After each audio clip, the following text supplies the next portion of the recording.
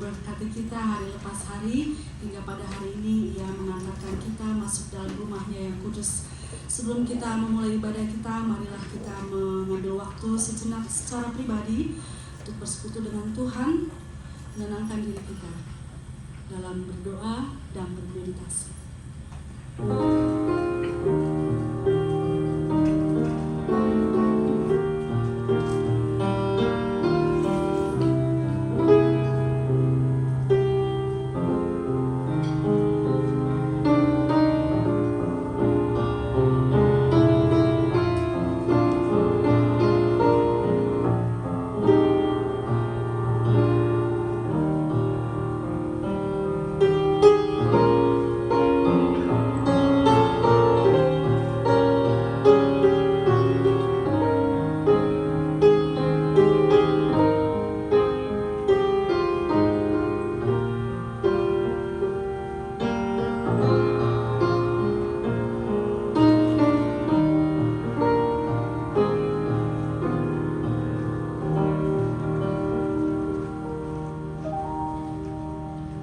Panggilan beribadah diambil dari Mazmur pasal yang ke-63 ayat yang kedua sampai yang kelima. Saya undang kita sekalian untuk bangkit berdiri. Panggilan beribadah. Ya Allah, Engkaulah Allahku. Aku mencari Engkau. Jiwaku haus kepadamu. Tubuhku rindu kepadamu, seperti tanah yang kering dan tandus, tidak berair. Demikianlah aku memandang kepadamu di tempat kudus, sambil melihat kekuatanmu dan kemuliaanmu. Sebab kasih setiamu lebih baik daripada hidup. Bibirku akan memegahkan Engkau. Demikianlah aku mau memuji Engkau seumur hidupku dan menaikkan tanganku demi nama-Mu. Kemurahan Tuhan lebih dari hidup. Marilah kita naikkan nyanyian penghormatan kita kepada Dia. Agungkan Dia. Dia diagungkan. He is exalted.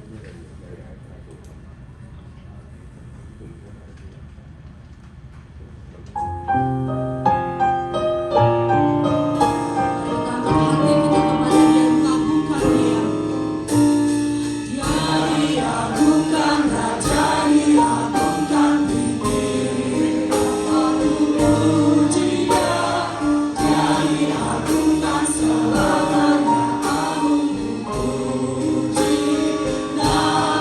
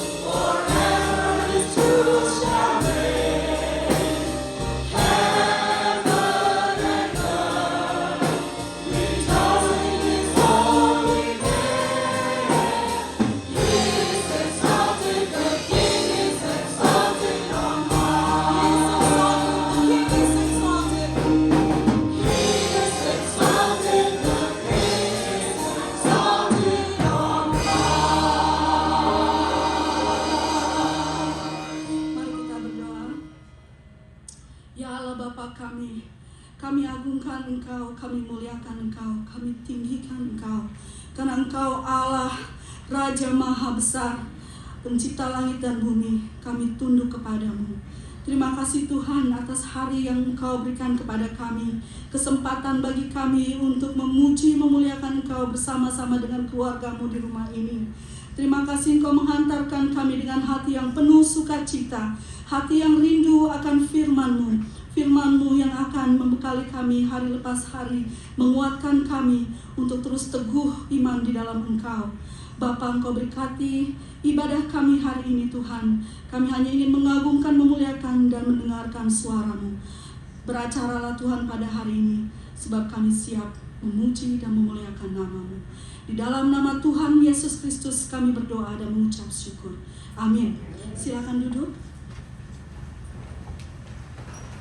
Kita akan mendengarkan berita pengharapan diambil dari Yohanes pasal yang ke-6 ayat yang ke-35.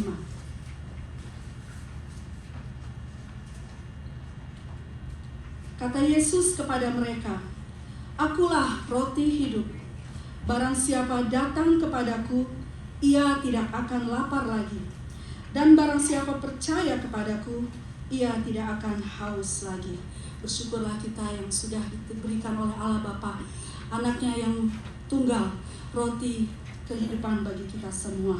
Marilah kita naikkan nyanyian syukur kita, Safe in the Arms of Jesus. Aman di tangan Yesus.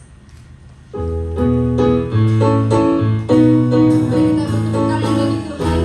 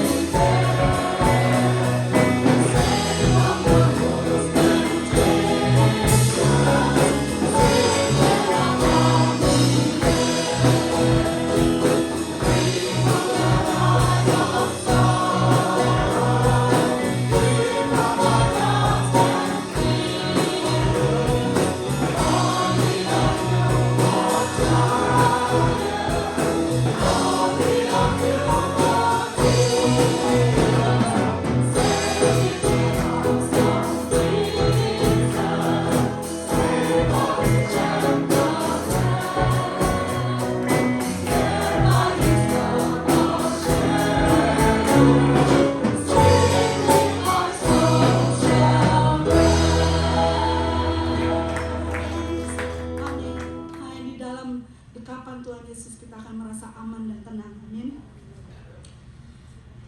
Berita pengampunan diambil dari Yohanes pasal yang kelima ayat yang ke-24.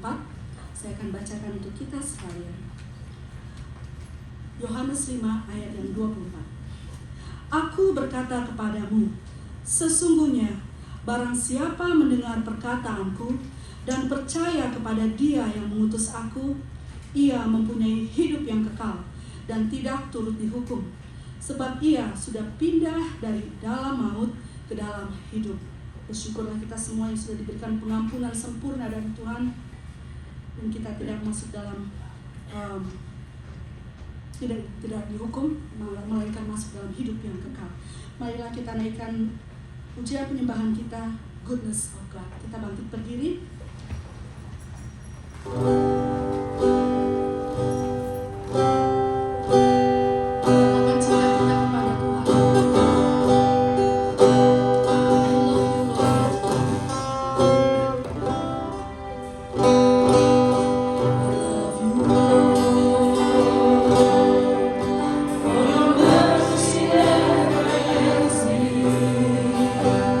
All my days I've been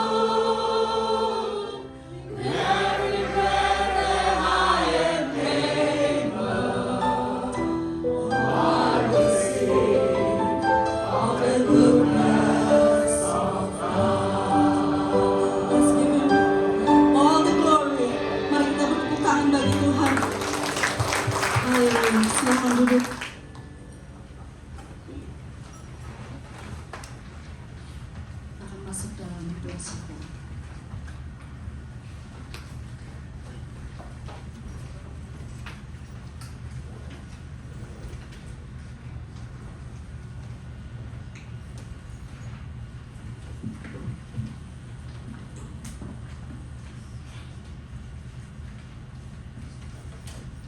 Selamat bertemu kembali dan senang bisa bertemu lagi dengan saudara-saudara sekalian. It's good to see you all again. Dan kita akan bernyanyi nama Yesus sebelum kita masuk dalam doa. And before we pray, let us sing the song The Name of Jesus.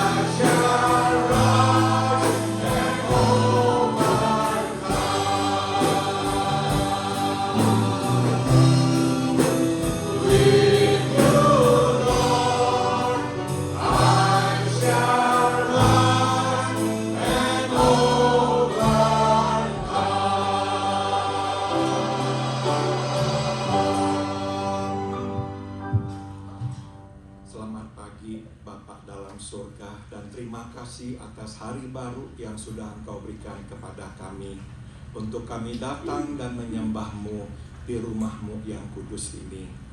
Good morning, our Heavenly Father, and thank you for this new day that you have given us, for us to come and to worship you in your sanctuary. Kami bersyukur kepada-Mu atas pemeliharaan-Mu dalam hidup kami di hari yang lampau. We are grateful to you, Father, for your providence upon our lives in the days past. Kami berterima kasih, kami tak kekurangan apapun karena Tuhan mencukupi kebutuhan kami. We are thankful to you because to this day we have lacked nothing because you have provided for us. Kami juga berterima kasih kepada-Mu karena Engkau senantiasa memberikan kepada kami kekuatan menghadapi tantangan hidup ini. We are also grateful to you, Father, for giving us strength to face challenges of life.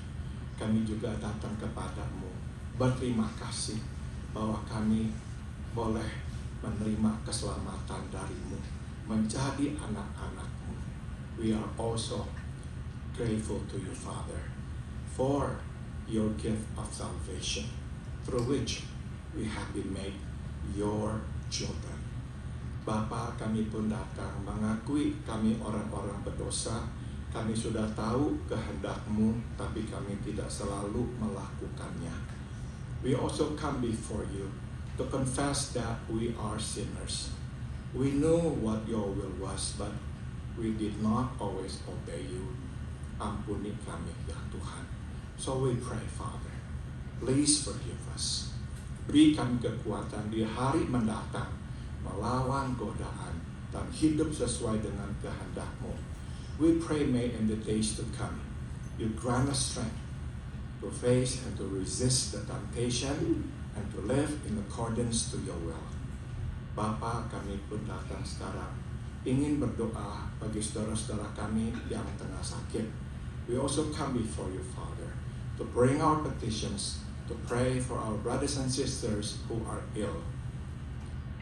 Terima kasih Tuhan atas kekuatan yang Kau berikan kepada mama saya, sehingga sekarang sudah bisa mulai berjalan. Teruslah Tuhan, sembuhkan dan berikan kekuatan kepada mama saya.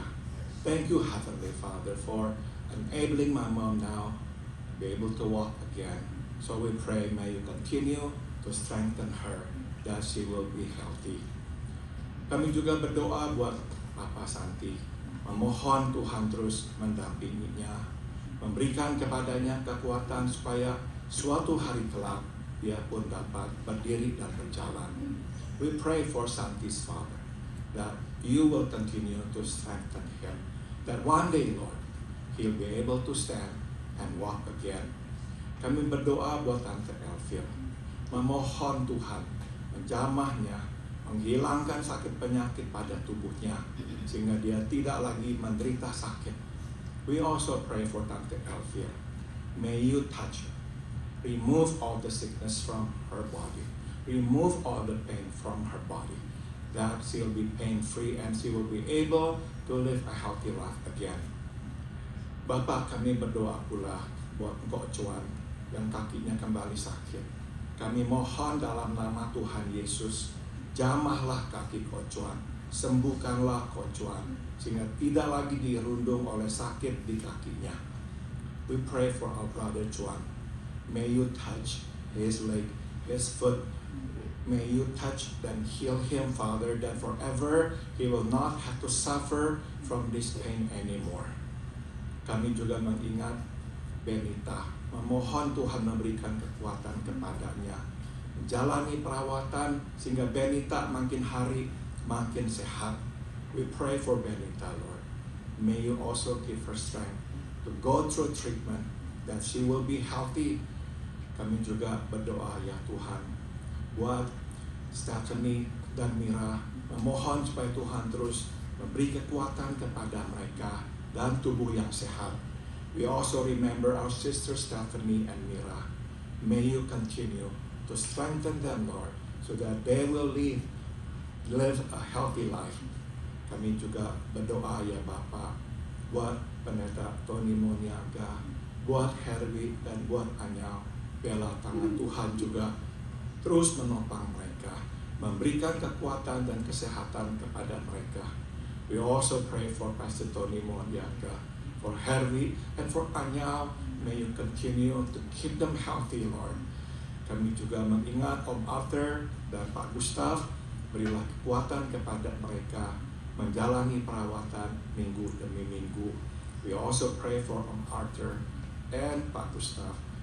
May You continue to strengthen them so that they'll be able to go through treatment week after week. Kami mengingat juga tetangga kami Norma. Teruslah beri kekuatan kepada Norma sehingga tetap sehat. We pray for our neighbor Norma. May You continue to strengthen her, that she'll be able to live a healthy life, Lord. Bapa dalam surga, kami juga mengingat saudara-saudara kami yang jauh, seperti Om Hain, seperti Tante Tina, Om Arif, Tante Betsy, dan juga Kak Rose. Biarlah Tuhan bersama dengan mereka, dan juga Aiwa, biarlah Engkau bersama dengan mereka semua, menjaga mereka, dan pada waktumu Engkau bawa mereka kembali ke tengah-tengah kami. We pray, Father, for our friends who are in Indonesia, Om Hain, Tante Tina, Om Arif, Tante Betsy, Kak Rose, and also Aiwa. May You be with them, and in Your time, may You bring them back here again safely. Bapa, karena kami mau mendengarkan firman-Mu, berbicaralah, kami mau dan siap mendengarkan-Mu. And And now we want to hear your word, so we pray, please speak to us. We want to and we are ready, Lord, to listen to you. Dalam nama Tuhan kami Yesus Kristus, kami berdoa. In the name of Jesus, we all pray. Amen. Om Hein mengirim salam kepada Bapak Ibu semua. Ya, Om Hein said hello to you all. Saya berkesempatan bertemu dengan Om Hein, makan siang bersama-sama, dan makan siang kesukaan Om Hein, yaitu kambing muda. I had a chance to have lunch with Om Hein, and he said hello to you all, and he was able to enjoy his favorite food, a young goat, 3 months old. Those of you who are animal lovers, maybe you cannot do that, you cannot eat a young goat. Saudara, mari kita buka firman Tuhan dari kitab Kisah Para Rasul pasal 25. Please turn your Bible to the book of Acts chapter 25. Kita akan membaca ayat 1 hingga ayat 12. The book of Acts chapter 25, and we are going to read from verse 1 to verse 12.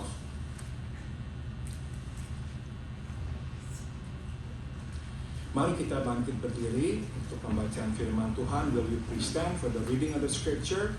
Kitab Kisah Para Rasul pasal 25 ayat 1 hingga 12. Acts chapter 25 1 to 12. Saya membaca ayat pertama, saudara membaca ayat kedua, begitu seterusnya. I will read verse 1 and you will respond by reading verse 2 and so forth. 3 hari sesudah tiba di provinsi itu, berangkatlah Festus dari Kaisaria ke Yerusalem.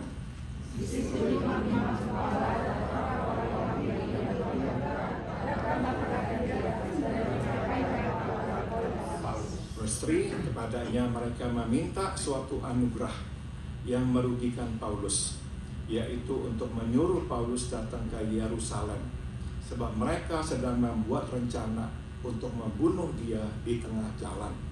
Tetapi Yesus menjawab, Paulus tetap bertahan di Kaisaria, dan bahwa ia sendiri bermaksud untuk segera kembali ke sana.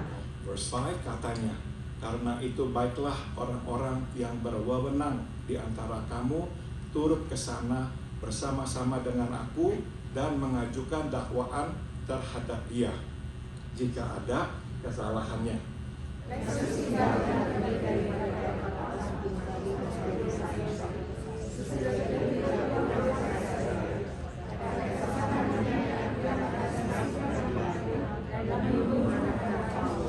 Verse 7, sesudah Paulus tiba di situ, semua orang Yahudi yang datang dari Yerusalem berdiri mengelilinginya, dan mereka mengemukakan banyak tuduhan berat terhadap dia yang tidak dapat mereka buktikan. Sebaliknya Paulus membela diri, katanya, aku itu tidak bersalah, baik terhadap hukum Taurat atau ini maupun terhadap Taurat. Verse 9, tapi Festus yang hendak mengambil hati orang Yahudi menjawab Paulus, katanya, apakah engkau bersedia pergi ke Yerusalem supaya engkau dihakimi di sana di hadapanku tentang perkara ini? Tetapi kata Paulus, aku sekarang berdiri di sini di hadapan Kaisar, dan disinilah aku harus dihakimi. Seperti engkau sendiri tahu dan melihat, sedikit pun aku tidak bersalah terhadap orang Yahudi. Verse 11, jadi jika aku benar-benar bersalah dan berbuat sesuatu kejahatan yang setimpal dengan hukuman mati, aku rela mati. Tapi jika apa yang mereka tuduhkan itu terhadap aku ternyata tidak benar, tidak ada seorang pun yang berhak menyerahkan aku sebagai suatu anugerah kepada mereka. Aku naik banding kepada Kaisar. Sama-sama. Setelah berunding dengan anggota pengadilan, Festus menjawab, engkau telah naik banding kepada Kaisar, jadi engkau harus pergi kepada Kaisar. Silakan duduk, you may be seated. Tema khotbah pada pagi hari ini adalah It's not for nothing, tidak percuma. The theme of today's message is It's not for nothing.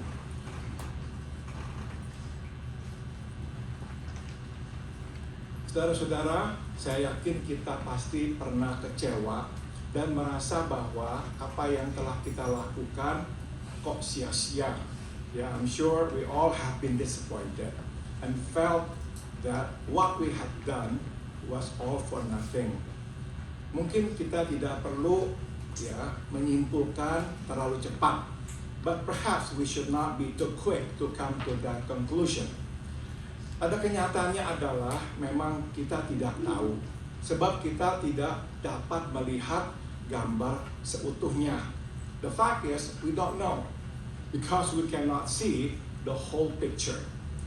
Berita baiknya adalah bahwa Allah dapat melihat gambar utuh itu, dan Dia dapat memberkati kita apa yang telah kita perbuat itu dan menjadikannya baik.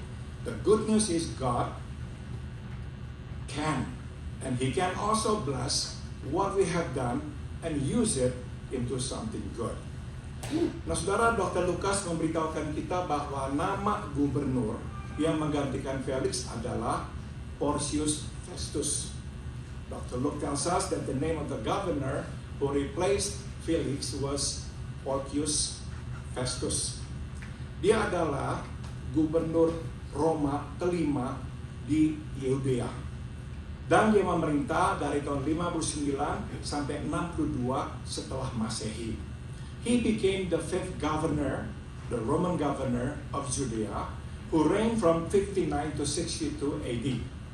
Nah, Dr. Lukas memberitahukan kita bahwa 3 hari setelah dia tiba di Kaisaria, memangku jabatannya yang baru, dia langsung pergi ke Yerusalem. Dr. Luke informs us that 3 days after he took office in Caesarea, he went up to Jerusalem. Untuk apa, saudara? Untuk sowan, bahasa Jawanya. Untuk say hello kepada rekan-rekan sekerjanya di Yerusalem, pemerintah lokal. So he went up to Jerusalem to say hello to his Jewish counterparts, the local rulers. Saudara, untuk memahami apa yang terjadi di sini, kita mesti mengerti bagaimanakah Kekaisaran Roma memerintah daerah-daerah penjajahannya. To gain understanding to what happened, we will need to know about the way the Roman Empire governed its occupied territories. Nah, yang terpenting bagi Kekaisaran Roma adalah damai. Itu sebab, saudara, mereka tidak atau berusaha untuk tidak memerintah dengan tangan besi. Mereka memerintah dengan diplomasi dan kerjasama. What's utmost important to Rome was peace. Hence, instead of ruling with iron fist, it ruled with diplomacy and collaboration. Itu sebab mereka menyambut partisipasi, sumbangsih dari pemerintah lokal. They welcome the participation of the local government. Mungkin kita berpikir, kok aneh ya, kok Festus yang harus pertama mengunjungi mitra kerjanya itu pemerintah lokal itu di Yerusalem. We might think it's strange that Festus was the one who first reached out to the local authorities in Jerusalem. Bukankah seharusnya orang-orang yang di Yerusalem lah, yang dijajah itulah, yang pertama sowan mengunjungi Festus di Kaisaria? It would make more sense if they were the ones who first paid a visit to Festus in Caesarea. Nah, saudara, untuk memelihara perdamaian, Roma tidak berkeberatan melakukan hal seperti itu. But to ensure peace, Rome did not mind doing it. Sebab kenapa, saudara? Dengan dia mengunjungi orang-orang itu di Yerusalem, dia membuat mereka senang. Dan ini berarti kecil kemungkinan mereka akan memberontak. You see, by doing this, they made the local authorities happy and least likely to revolt against Rome. Nah, saudara, dalam kunjungannya itu, Festus berjumpa dengan para pemuka agama yang masih tetap mengingat urusannya yang belum selesai dengan Paulus. In that visit, Festus meets with the religious leaders who, interestingly but sadly, still remember their unfinished business with Paul. 2 tahun telah berlalu, tapi mereka belum melupakan Paulus. 2 years have passed, but they have not forgotten Paul.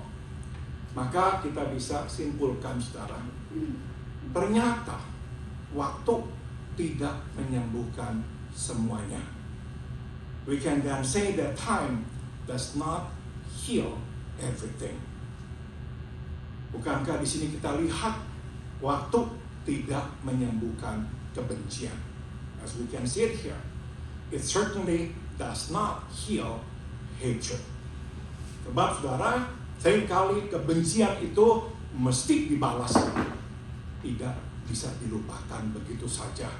As you can see it here, hatred is to be paid for, not forgotten. Nah saudara, dalam perjumpaan itu mereka menyuarakan permintaan mereka agar Paulus dipindah dari Kaisarea di sebelah tengah ke Yerusalem di selatan untuk diadili di sana. In that meeting, they voiced their wish to have Paul transferred from Caesarea to Jerusalem to stand trial.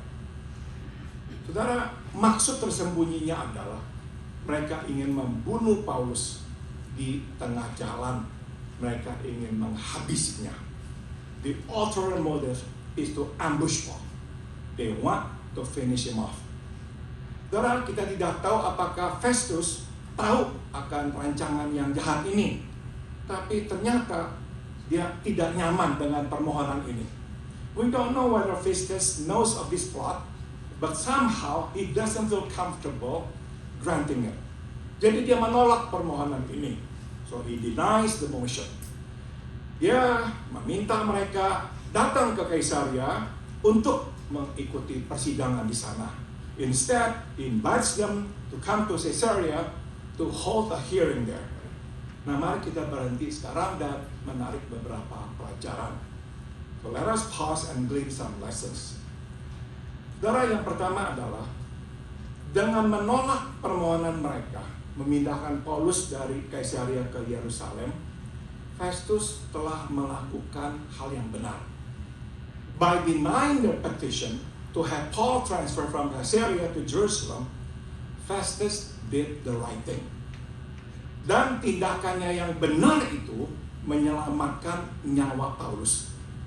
And the right thing that he did saved Paul's life. Jadi ini pelajaran pertama yang bisa kita petik. So here's the first lesson we can learn. Lakukanlah yang benar. Sewaktu kita tidak mempunyai solusi yang benar, just do the right thing when we do not have the right solution. Saat itu saudara, Festus belum tahu solusi yang benar. At the time, Festus did not have the right solution. Tapi dia tahu dia mesti melakukan yang benar. But he knew he had to do that which is right. Maka itu yang dia lakukan. Dia menolak permintaan para pemuka agama. And that's what he did. He denied the motion made by the religious leaders. Saudara, kita tidak selalu mempunyai solusi terhadap persoalan yang kita hadapi. We do not always have the right solution to every problem we face. Ada kalanya solusinya datang kemudian. At times the solution comes much later. Nah, bila kita berada dalam situasi seperti itu, yang perlu kita lakukan adalah ambillah atau lakukanlah hal yang benar.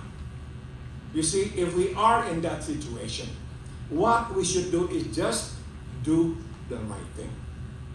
Meskipun kita tidak tahu dengan pasti apakah tindakan kita ini yang kita ambil sekarang akan membawa kita kepada solusi. Even though we do not know whether our action that we take today will lead us to a solution. Ambil jalan itu. Ambil langkah itu. Selama benar dan sesuai dengan kehendak Tuhan. So just take that step. As long as it is right and in accordance to God's will. Seringkali langkah yang kita ambil itu akan berfungsi sebagai jembatan yang membawa kita ke langkah berikutnya. Dan mungkin langkah berikutnya akhirnya akan membawa kita kepada solusinya. Often that step which we take will function as a bridge that leads us to another step. And perhaps that other step will lead us to the solution. Nah, saudara, melakukan hal yang benar secara moral, secara etis adalah kunci yang membuka gerbang solusi. Doing the right thing, morally and ethically, is the key that opens the gate of solution. Nah, bila hal yang benar membawa kita ke langkah berikutnya, dan langkah berikutnya akhirnya membawa kita kepada solusi yang benar, tindakan yang salah akan membawa kita ke langkah yang salah, dan akhirnya membawa kita kepada solusi yang salah. So if the right thing leads us to another step, and that other step eventually leads us to the right solution, the wrong thing leads us to another step, and that in the end leads us to the wrong solution. Singkat kata, satu langkah salah dapat membawa kita ke jalan yang salah. One wrong move can throw us off course. Bertahun-tahun yang lampau, ada sebuah gereja yang menghadapi masalah, yaitu berkurangnya jumlah jemaat. Years ago, there was a church that faced a problem, declining attendance. Untuk mendapatkan solusinya, si pendeta itu kemudian memanggil sebuah perusahaan konsultasi untuk mencari tahu mengapa jemaatnya kok nggak lagi datang ke gereja dan apa yang mesti dilakukan. To find the solution, the pastor hired a consulting firm to find out why people stop coming and what to do about it. Nah, bagi saya itu cara yang salah, yang akhirnya membawa mereka makin jauh dari solusinya. To me, that's the wrong way. That would lead them farther away from the solution. Sebab hal benar yang mestinya dilakukan oleh pendeta itu adalah mengunjungi jemaatnya dan cari tahu kenapa mereka tidak datang lagi ke gereja. Bukan justru memanggil perusahaan konsultasi untuk mencari tahu hal itu. The right thing to do is for the pastor to visit his members and to find out why they stop coming and not hire a consulting firm. Karena seringkali Tuhan membawa kita kepada solusi yang benar lewat langkah-langkah kecil tapi benar. Often God leads us to the right solution through a trail of small but right steps. Pada awalnya kita tidak tahu apakah langkah kecil ini yang kita ambil akan membawa kita kemana. Tapi jika kita konsisten, pada akhirnya kita akan sampai pada solusi yang benar.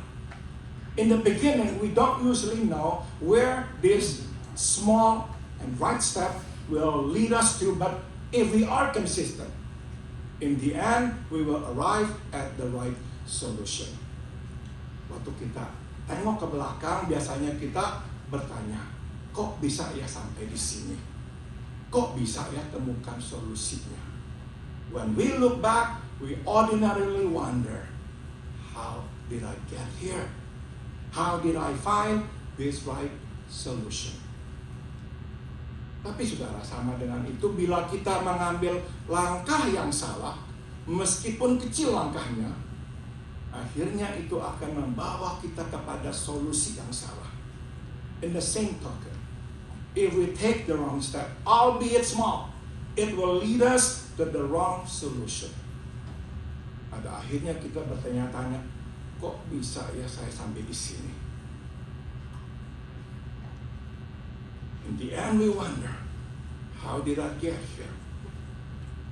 Kita tiba di sini melewati sejumlah keputusan atau langkah kecil yang salah.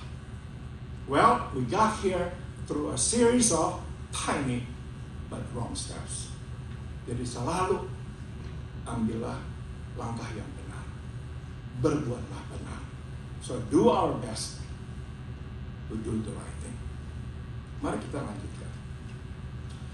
Setelah Festus kembali ke Kaisarea, dia membuka persidangan. After Festus returned to Caesarea, he convened a hearing. Sekali lagi Paulus memberikan pembelaannya bahwa dia tidak bersalah. Once again, Paul makes his defense that he is innocent of the charges. Festus kemudian bertanya kepada Paulus, bersedia tidak ke Yerusalem untuk diadili di sana, tapi bukan oleh para pemuka agama, tapi diadili oleh dia sendiri di Yerusalem. Festus then asked Paul whether he'll be willing to go up to Jerusalem to be tried there, not by the religious leaders, but by him. Paulus menolak, dia memilih naik banding ke Kaisar. But Paul refuses, instead he opts to appeal to Caesar. Mari kita berhenti dan petik pelajaran yang berikut. Let us stop and glean another lesson. Saudara, Festus berada di posisi yang sulit. You see, Festus walked the fine line here. Di satu pihak dia mempunyai kewajiban moral menegakkan keadilan.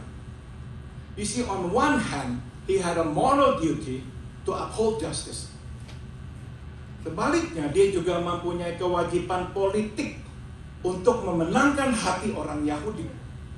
But on the other hand, he had a political duty to win the hearts of the Jews. Itu sebab dia mengambil jalan tengah, membawa Paulus ke Yerusalem, tapi dia bukan orang Yahudi yang akan menghakimi Paulus. That's the reason he finally made a concession to bring Paul to Jerusalem, but he, not the Jews, would try him. Namun saudara, seharusnya Festus itu tuh belajar dari pengalaman pendahulunya yang bernama Pontius Pilatus. However, he should have learned from his earlier predecessor, namely Pontius Pilate, yang mengadili Yesus dari Nazaret di pengadilan Roma di Yerusalem, tapi pada akhirnya tunduk pada tekanan dari pemuka agama dan menghukum Yesus mati di kayu salib. Pilate tried Jesus of Nazareth in the Roman court, but in the end, he succumbed to pressure from the religious leaders and convicted Jesus to death on the cross. Jadi pelajaran kedua yang bisa kita petik. So it's the second lesson we can grow. Belajarlah dari kesalahan yang diperbuat oleh orang lain. Learn from the mistakes done by others. Apa yang terjadi pada mereka akan terjadi pada kita. What happened to them will happen to us.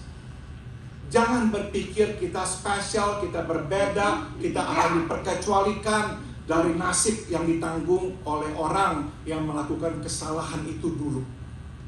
Don't think that we are so special or different that we will be exempted from the same fate suffered by others who made the same mistakes before us. Singkat kata, api yang membakar orang akan membakar kita pula. The fire that burn others will burn us as well. Tidak ada perkecualian bagi orang Kristen. No exception to the rule, even to us who are Christian. Waktu saya di Jakarta menemani mama saya sering mendengarkan khotbah lewat YouTube. When I was back in Indonesia with my mom, I was there with her and she was listening to the preachings, the sermons, in the YouTube channel. So I was there too listening. Saya suka sekali dengan khotbah yang disampaikan oleh Pendeta Debbie Bashir. And one of them that I really like was Pendeta Debbie Bashir. Dia berkata begini, utang dosa Yesus yang bayar, utang uang bayar sendiri. She said this. Ya, the debt of sin, Jesus will pay. The debt of money, you pay yourself. Betul, saudara. Jangan berpikir kita diperkecualikan gara-gara orang Kristen kita nggak usah bayar utang. Do not ever think because we are Christian, they are exempted from paying our debt. Tidak, ya. Saudara, meskipun Paulus tidak berada di persidangan dan penyaliban Yesus, dia pasti tahu tentang itu. Even though Paul was not there during the trial and crucifixion of Jesus, they surely knew about it.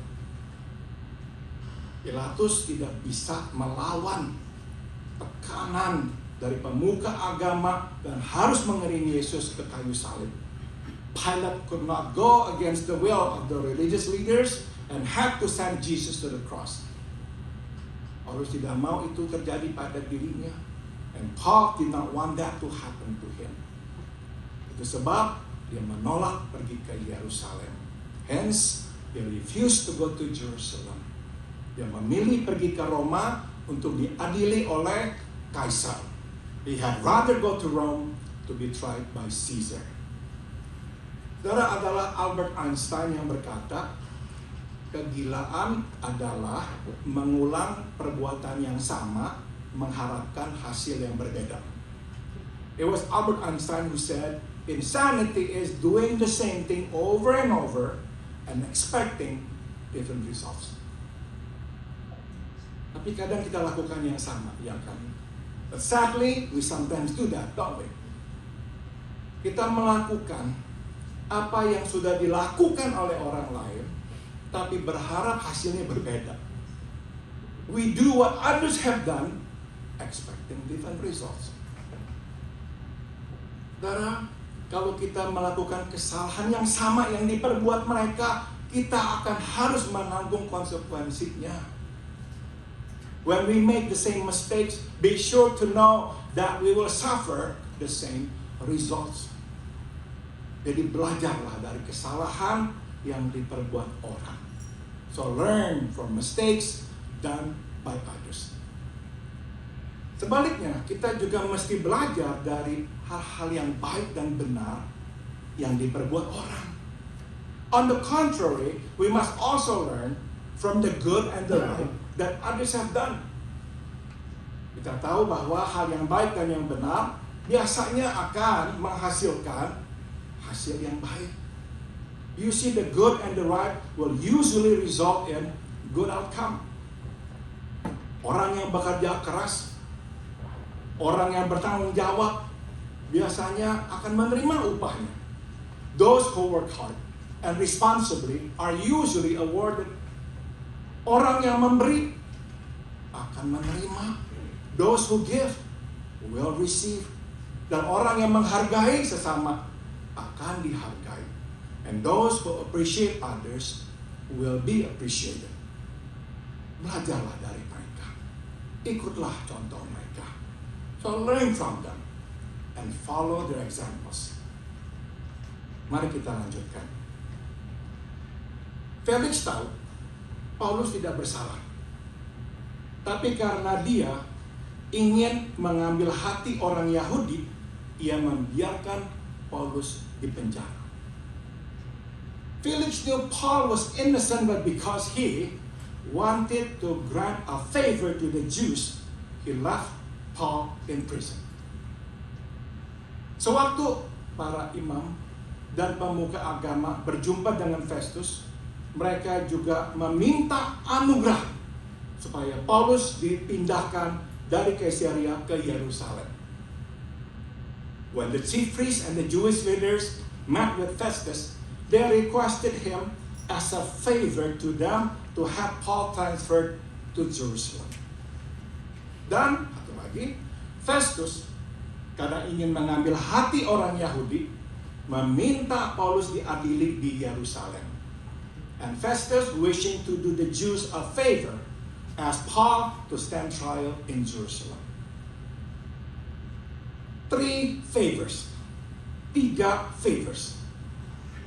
Dan semuanya bertujuan buruk. And all were something harmful. Karena masing-masing menyangkut nyawa orang lain.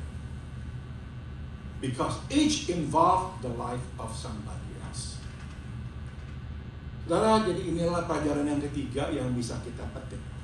Is then the third lesson for us to learn. Hati-hatilah dengan favor. Hati-hatilah dengan favor. Jangan gampang-gampang meminta favor. Dan jangan gampang-gampang memberikan favor. Do not ask for favor easily. And do not grant favor hastily. Ya. Saudara, setidak-tidaknya ada dua bahaya dengan favor. There are at least a couple of dangers with favor. Pertama, favor seringkali adalah nama lain untuk jalan pintas, untuk mendapatkan yang kita inginkan. Firstly, often favor becomes another name for a shortcut to get what we want. Kita tidak usah lagi melewati jalan yang seharusnya dan menunggu, mengantri seperti orang lain, kita langsung bisa di depan. Instead of going through the regular channel and line up like everybody else, we jump to the front line. Bagi akibatnya kita menginjak kaki orang, kita merugikan orang, kita mengambil sesuatu yang menjadi milik orang. As a result, we step on others and we take what is rightfully others. This is wrong. Saudara, waktu saya mau memperpanjang paspor anak kami, saya ini menghadapi masalah. Years ago when I wanted to renew our child passport back in Indonesia, I encounter problem. Si petugas melihat paspor anak saya, meskipun saya sudah ada KTP, semuanya sudah lengkap, saudara. Dan dia ini bukannya tidak punya paspor, sudah punya, ini hanya perpanjang. Dia lihat-lihat, kemudian dia berkata, Bapak mesti dapatkan surat dari Kementerian Luar Negeri di Amerika. Yeah, he flipped the page of my son's passport and he said, you need to go to the State Department in the US and obtain a letter about your son. My son already had KTP. This was not a new passport. This is basically a renewing passport. Tapi itu yang dia minta. But that's what he asked. Belum selesai. Bapak juga mesti minta surat baptisan buat anak Bapak. And you also have to obtain a baptism certificate for your son. Saudara, apa sih kaitannya surat dari Kementerian Luar Negeri Amerika dan surat baptisan dengan paspor? We know there's no connection between passport and State Department's letter and baptism certificate. Dalam hati saya tahu apa yang si Bapak itu tunggu-tunggu, saya katakan. Deep down inside, I knew what he was looking forward to hearing me say. He was really waiting for me to say, Pak, bisa nggak tolong? I knew he was expecting me to say, can you please help? Because those words are weighty words. Itu kata-kata yang luar biasa, berkhasiat. But I did not want to do it. So I just said, forget it. Udah. So I did not extend, I did not renew his passport, and he lost it. Saudara, favor seringkali jalan pintas kepada dosa. Favor is oftentimes a shortcut to sin. Kenapa? Sebab saudara, seringkali favor itu juga membengkokkan hukum, mengkompromikan kebenaran. Favor bends the rules and compromises truth and justice. Jadi akhirnya membawa kita lebih dekat kepada dosa. Thus, favor draws us closer to sin. Dan ini yang dapat kita lihat pada kasus Paulus. Setiap pihak menggunakan favor, membengkokkan hukum, mengkompromikan kebenaran. And this is what we see in the case of Paul. Each party use favor to bend the rules and to compromise truth and justice. Sebelum saya akhiri, saya ingin meninggalkan saudara dengan pemikiran atau perenungan ini. Before I conclude, I'd like to leave you with this thought. Saudara, siapakah yang menunggu Paulus di Roma? Who was waiting for Paul in Rome? Siapakah kaisar yang Paulus itu meminta naik banding? Who was the emperor that Paul appealed to? Tidak lain tidak bukan, dia adalah Nero, kaisar Roma yang paling bengis. It's none other than Nero, the vilest emperor Rome ever had. Saudara, orang ini nih membunuh mamanya sendiri dan istrinya. Tidak ada yang lebih gila dari dia, makanya. The man had his mother and his wife killed. Dan banyak orang yakin sekali, dialah yang bertanggung jawab terhadap kebakaran di Roma. Kebakaran besar. And many believe he was the one responsible for the great fire of Rome. Saudara, dia ini membakar sebagian kota Roma untuk membebaskan tanah buat dia punya rumah. Kemudian mengkambing hitamkan orang-orang Kristen. Membuat orang-orang Kristen ditangkapi dan dibakar hidup-hidup, saudara. He burned part of Rome to clear the land for his house. Then cruelly scapegoated Christians, resulting in their arrest and being burned to death. Dan pada masa pemerintahannya lah, Petrus dan Paulus dieksekusi mati. And it was during his reign that Peter and Paul were executed. Kepada dialah Paulus naik banding. And to him, Paul appealed to. Mungkin kita berkata, percuma. Perhaps we say, it's all for nothing. Mungkin Paulus berpikir dengan naik banding ke kaisar, dia lepas dari jeratan tangan orang-orang Yahudi. Tapi ternyata yang menunggunya di sana jelas lebih buruk lagi. Paul perhaps thought by appealing to Caesar, he had escaped the snares of the Jewish leaders. But lo and behold, the ones waiting for him in Rome was far worse. Tapi saudara, tidak percuma loh. But no, it's not for nothing. It's for something. Coba dengarkan. Ini dari Kisah Para Rasul 28.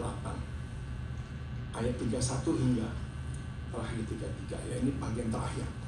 Selama 2 tahun Paulus tinggal di rumah sewaannya sendiri dan menerima orang yang datang menjumpainya. For 2 whole years, Paul stayed there in his own rented house and welcomed all who came to see him. Dia memberitakan kerajaan Allah dan mengajarkan tentang Tuhan Yesus Kristus dengan terbuka dan tanpa rintangan. He proclaimed the kingdom of God and taught about the Lord Jesus Christ with all boldness and without hindrance. Tidak sia-sia. So you see, it's not for nothing. Bukan hanya itu. Dia juga bisa memberitakan kerajaan Allah dan mengajarkan tentang Tuhan Yesus kepada anggota rumah Nero. Not only that, but he was also able to proclaim the kingdom of God and teach about the Lord Jesus to members of Nero's own household.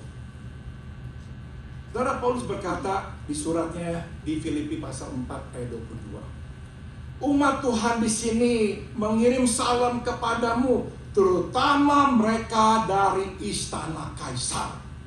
This is what Paul wrote to the church in Philippi. All the Lord's people here send you greetings, especially those who belong to Caesar's household. Orang yang dekat dengan Nero menjadi orang Kristen. People close to Nero became Christian. Nero mau melenyapkan orang Kristen, tapi orang rumahnya sendiri menjadi orang Kristen. Nero wanted to get rid of Christians, but members of his own household became Christian. Tanpa diketahui Nero, Yesus sudah menyelundupkan Paulus ke istananya. So you see, unbeknownst to Nero, Jesus had already smuggled Paul into his palace. Dia bisa membunuh orang Kristen. Dia tidak bisa membunuh kekristenan. He could kill Christian, but he could not kill Christianity. Tidak ada yang dapat menghentikan pekerjaan Tuhan. Karena tidak ada yang dapat membuat Tuhan berhenti bekerja. You see, no one can stop the work of God. Because no one can stop God from working. Dan Tuhan bekerja dalam segala situasi. And God works in all situations. Jadi saudara, apapun situasi kita ini, berimanlah dan bersabarlah. So whatever our situation is, have faith in Him and lean on Him. Perenungan yang kedua dan terakhir. Here's another thought. 4 tahun sebelumnya, Paulus hampir terbunuh di Yerusalem. 4 years prior, Paul was almost killed in Jerusalem. Tapi Tuhan memberi dia 2 tahun tambahan untuk memberitakan Injil kepada Gubernur Felix di Caesarea. But God gave him 2 extra years to share the gospel with Felix, Governor Felix, in Caesarea. Dan kemudian 2 tahun tambahan lagi di Roma untuk memberitakan Injil kepada orang rumahnya Nero. And God gave him another 2 extra years in Rome to share the gospel with Nero's household. Kita bisa melihat hari ini sebagai satu hari lagi. We can see today as just another day. Atau kita bisa melihat hari ini sebagai satu hari tambahan. Bonus. Or we can see it as an extra day. A bonus. Bagaimana kita melihat hari ini akan mempengaruhi sikap kita terhadap Tuhan dan waktu. How we see today will affect our attitude toward God and time. Jika kita melihat hari ini sebagai bonus, kita akan bersyukur kepada Tuhan dan akan berbuat sebaik-baiknya memakai hari ini melakukan kehendaknya. If we see today as a bonus, we will be thankful to God and do our best to use it to fulfill His will. Jadi, mari kita lihat hari ini sebagai satu hari tambahan buat kita. So let's see today as an extra day given to us. Sebab memang kenyataannya adalah mungkin saja kita meninggal dunia kemarin. You see, the fact is we could have died yesterday. Tapi kita tidak meninggal kemarin karena Tuhan bermaksud memberikan satu hari tambahan buat kita. But we did not die yesterday because God wanted to give us an extra day. Jadi marilah bersama dengan Musa kita pun berdoa, Tuhan, ajar aku menghitung hari-hariku agar aku memperoleh hati yang bijaksana. So with Moses, let's pray. Teach us to number our days, that we may gain a heart of wisdom. Mari kita hidup buat Tuhan, agar hidup tidak percuma. So let's live our life to God For it's not for nothing. Mari kita berdoa.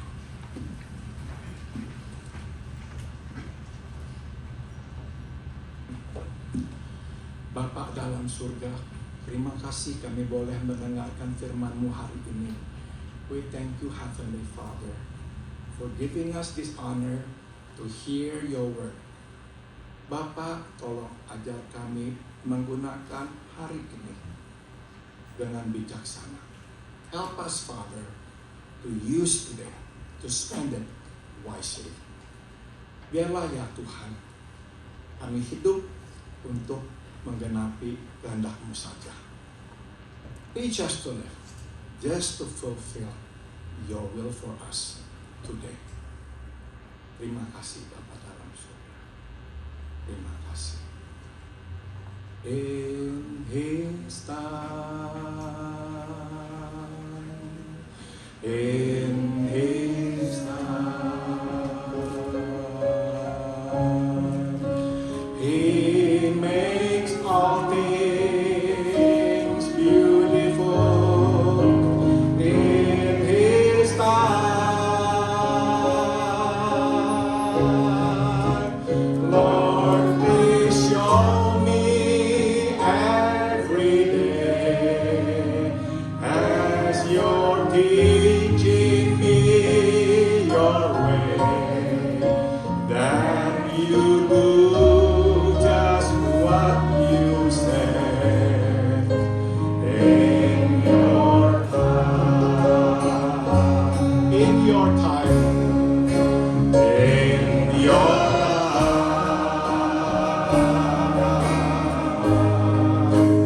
In your time.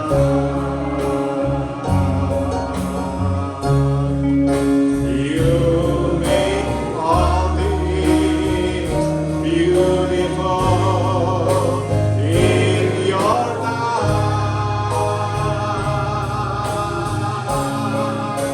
Lord, my life to you I bring. Make this song I have to sing. Bring to you a lovely thing in your time. Tuhan, ajar kami, ingatkan kami, tidak ada yang sia-sia yang telah kami perbuat bagi-Mu. Always remind us, Lord, it is not in vain. It is not for nothing. All that we have done for you. Dan pada waktunya Engkau akan mengubahnya menjadi sesuatu yang indah. And in your time, you will turn it into something beautiful. Dalam nama Tuhan Yesus kami berdoa. In the name of Jesus we all pray. Amen. Terima kasih.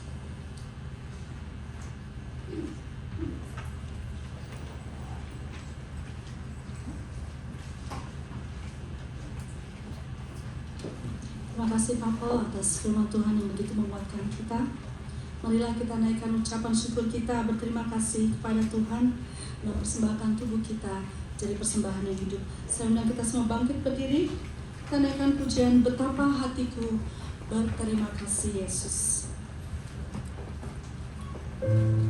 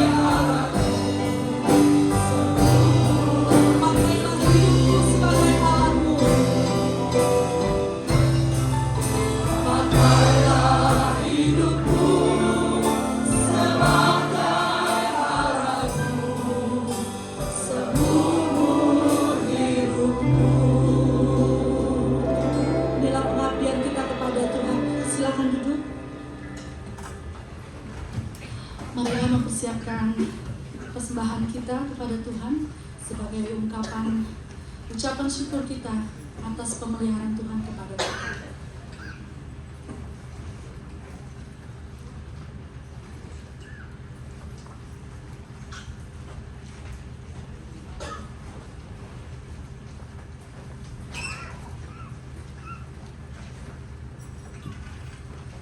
Semua kesediaan Om Hadi untuk kita berdoa. Mari kita berdoa. Bapa kami yang di dalam surga, sekali lagi Bapa, kami ingin menaikkan puji syukur kami kepadamu ya Bapa, di mana Engkau masih memberikan kesempatan kepada kami pada hari ini untuk kami boleh datang ke dalam rumah-Mu untuk memberikan persembahan kami kepadamu ya Bapa. Bapa, kiranya Engkau kuduskan persembahan kami ini, sehingga persembahan kami ini dapat melebar luaskan kerajaan-Mu di muka bumi ini ya Bapa.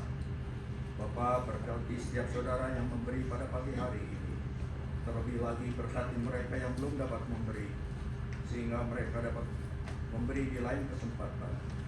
Bapa, sisa dari kebaktian ini kami serahkan ke dalam tangan-Mu, karena doa kami yang singkat ini kami alaskan hanya di dalam nama Tuhan kami Yesus Kristus, Tuhan dan Juru Selamat kami yang hidup. Amin. Akan mendengarkan persembahan pujian yang dibawakan oleh Ibu Randy Monica.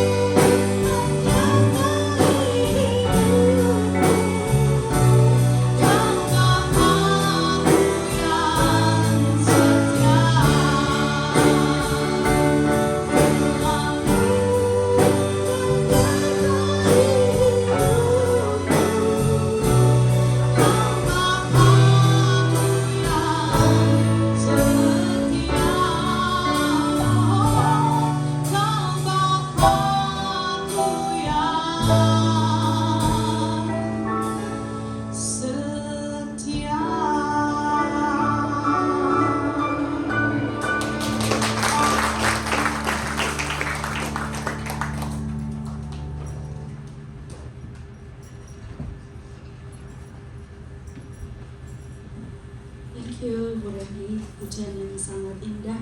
Bapa selalu menemani kita setiap saat. Marilah kita akhiri ibadah kita hari ini. Sebenarnya kita semua bangkit berdiri. Kita naikkan nyanyian penyerahan. Oh Tuhan, pimpinlah langkahku.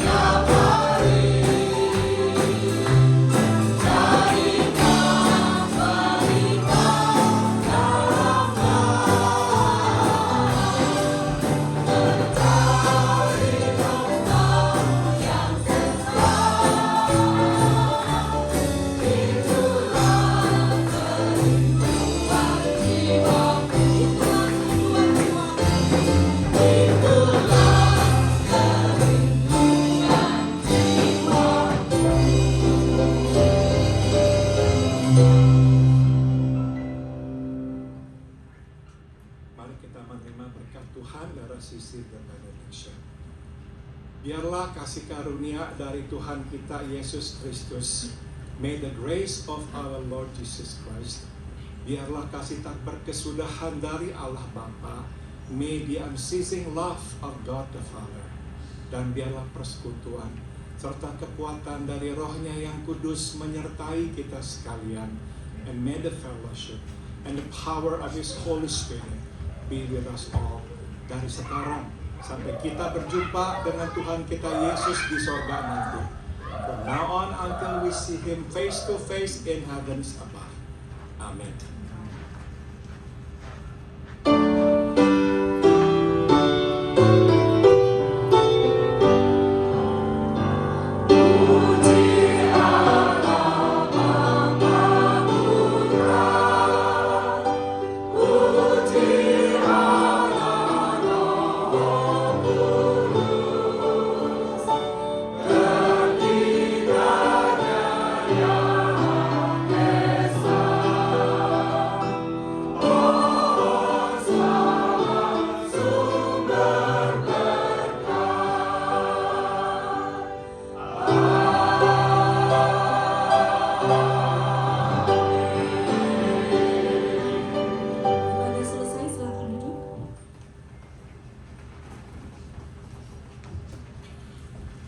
Izinkan saya membaca beberapa pengumuman.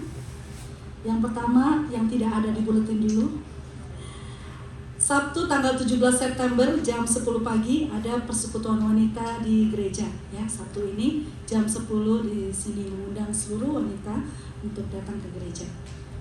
Hari ini akan diadakan latihan paduan suara jam 2 di dalam.